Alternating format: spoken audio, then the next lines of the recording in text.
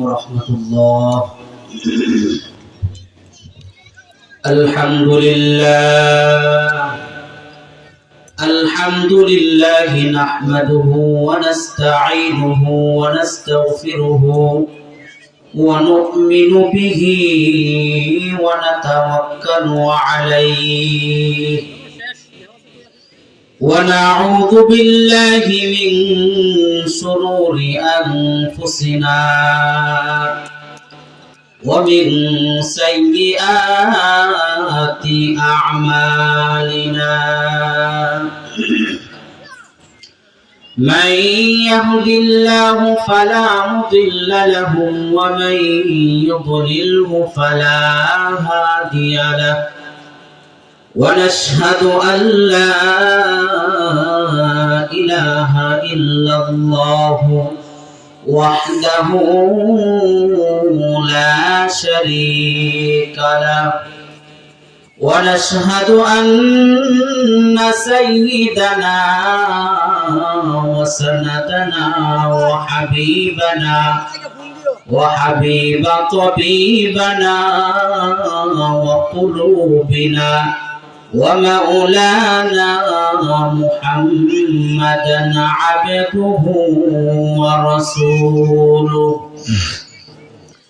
أرسله الله تعالى بالحق بشيرا ونذيرا وداعيا إلى الله بإذنه وسراجا منيرا.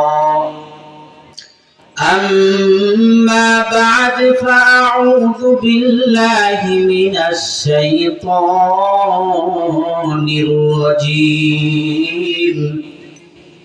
بسم الله الرحمن الرحيم. ونفخ في الصور فصعق من في السماوات ومن في الأرض إلا من شاء الله. وقال النبي صلى الله عليه وسلم إنكم محشورون يوم القيامة حفاة عراة غرلا.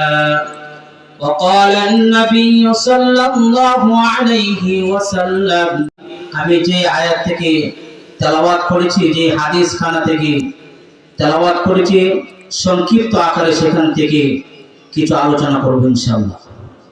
সম্মানিত প্রিয় হাজিরিন, আমরা আজকে পৃথিবীতে বেঁচে আছি। আমরা দু চোখে যা দেখতেছি, এই মুহূর্তে যদি আমাদের এই দুটো চোখ বন্ধ হয়ে যায়, এই দুটো চোখ বন্ধ হওয়ার সঙ্গে সঙ্গে আমার আখিরাতের জিন্দেগি শুরু হয়ে যাবে। আখিরাতকে আরবিতে বলা হয়, পরকালকে আরবিতে বলা হয় আখিরাত। পরকাল অথবা আখিরাত, এই দুটো বিশ্বাস করতে হলে আমার 8টি জিনিসকে বিশ্বাস করতে হবে। 1 নম্বর হলো কবরের আযাবকে বিশ্বাস করতে হবে। 2 নম্বর হলো ফুলসিরাতের ফুল, মৃত্যুর পরে হিসাব নিকাশের পরে আমার ফুলসিরাতের ফুল আমার পার হতে হবে, সেটা আমার দিলের ভিতরে বিশ্বাস স্থাপন করতে হবে।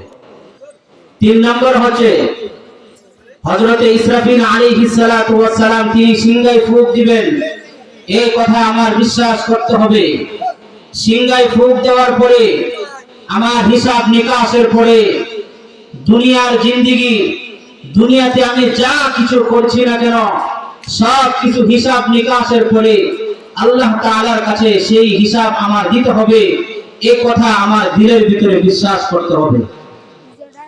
এরপর হচ্ছে হাউজে কাউসারের পানিকে বিশ্বাস করতে হবে, জান্নাত জাহান্নামকে বিশ্বাস করতে হবে।